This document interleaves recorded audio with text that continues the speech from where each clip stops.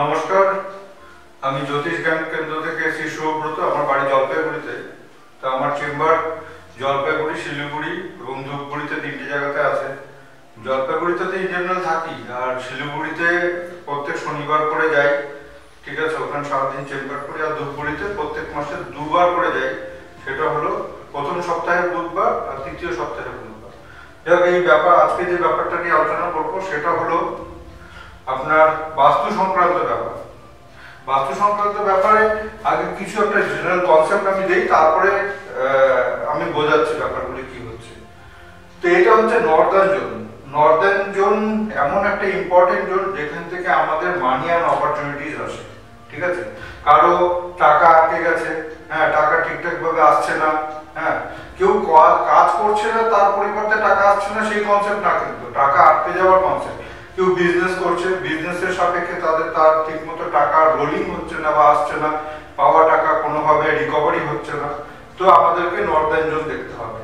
তারপরে eastern zone হচ্ছে আমাদের ক্লায়েন্ট আসছে, এখানে বলা হচ্ছে সোশ্যাল অ্যান্ড সোসাইটি অ্যাসোসিয়েশন, মানে নেটওয়ার্ক, মানে জনসাধারণ, জনগণ, যার সাথে আমার ঠিকঠাকভাবে কমিউনিকেশন হচ্ছে না, সেটা হচ্ছে আমার যারা ব্যবসার সাথে যুক্ত তাদের হচ্ছে এন্টায়ার মানে ক্লায়েন্ট বেস যারা কাজ করে তাদের জন্য, বা কাস্টমার বেস কাজ করে তাদের জন্য এই জোনটা খুব ইম্পর্টেন্ট।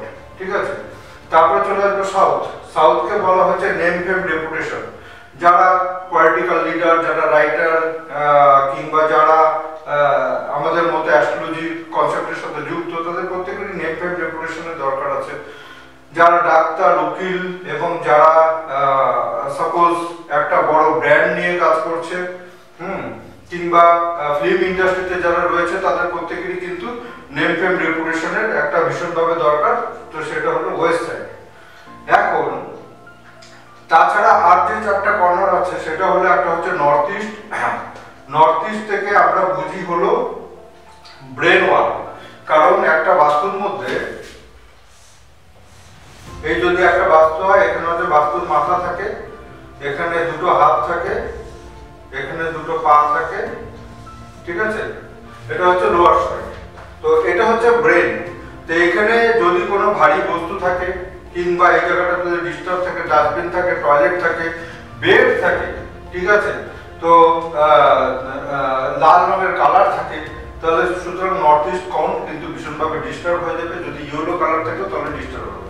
তাতে কি হবে, ব্রেন এবং মেন্টাল এবং আমাদের যে মানসিক যে সমস্যাগুলি তৈরি হয় নর্থ ইস্টের কর্নার থেকে।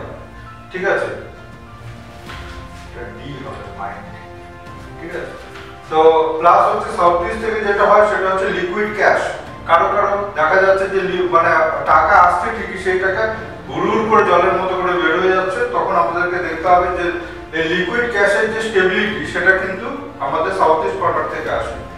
আর সাউথ ওয়েস্ট কর্নার এতটা ইম্পর্টেন্ট যে আমাদের রিলেশনশিপ, যে কোনো ধরনের রিলেশনশিপ, বাবা মার মধ্যে রিলেশনশিপ, ভাই বোনের মধ্যে রিলেশনশিপ, ভাই ভাইয়ের মধ্যে relationship, plus husband wife relationship, আমাদের জ্ঞাতি গোষ্ঠী, সমস্ত কিছু রিলেশনশিপ কিন্তু আমাদের সাউথ ওয়েস্ট কর্নার। এইখানে যদি কোনোভাবে টয়লেট চলে আসে, এখানে যদি কোনোভাবে মানে ব্লুইশ কালার চলে আসে, ব্লু কালার, হ্যাঁ, তখন দেখা যায় যে এই জায়গাটা ভীষণভাবে ডিস্টার্ব হয়ে গেল।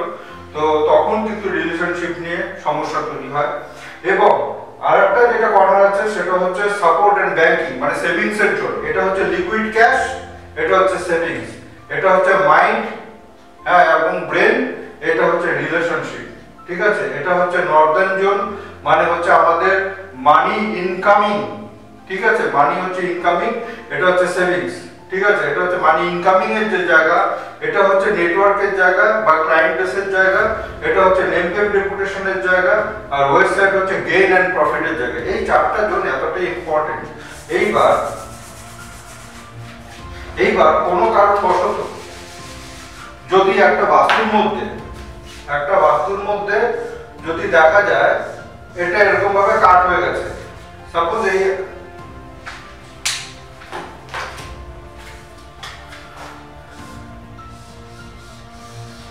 এই বাস্তুটার মধ্যে এরকম ভাবে কাট হয়ে গেছে, এটা নর্থ, এটা সাউথ, এটা ইস্ট, আর এটা ওয়েস্ট। ঠিক আছে, তাহলে কি হচ্ছে, এই জোনটা যদি কাট হয়ে যায় তাহলে ব্রেন রিলেটেড সমস্যা তৈরি হবে। এবং কোনো কারণবশত যদি এই দিকটাও কাট হয়ে যায়, সাপোজ এই দিকটাও কাট হয়ে যায়, তখন দেখা যাবে যে মানি ফ্লো রিলেটেড সমস্যা। কোনোভাবে যদি দেখা যায় এই দিকটা ডিস্টার্ব হয়ে গেছে, এই দিকটা হয়তো কাট হয়ে গেছে, তখন যে সমস্যাটা তৈরি হবে, রিলেশনশিপ নিয়ে সমস্যা। এবং কোনোভাবে যদি এই জায়গাটা ডিস্টার্ব হয়ে যায় বা এই জায়গাটা যদি কাটিং হয়ে যায়, মানে অনেকের বাস্তব থাকে না যে এরকম ভাবে হয়ে গেল একটা ম্যাটার, তো সুতরাং এই যে কাটিংগুলি, এই কাটিংগুলি কিন্তু ভীষণভাবে নেগেটিভ। ঠিক আছে, এটা এই জন্যই বাস্তুটা বুঝে স্কোয়ার ফরমেশনে নিয়ে এসে কাজ করতে হবে। এর পরের ভিডিওতে আমি দেখাবো যে একটা টেরা বাঁকা বাস্তু কিভাবে স্কোয়ার ফরমেশনে নিয়ে এসে কাজ করা সম্ভব। ঠিক আছে, থ্যাংক ইউ।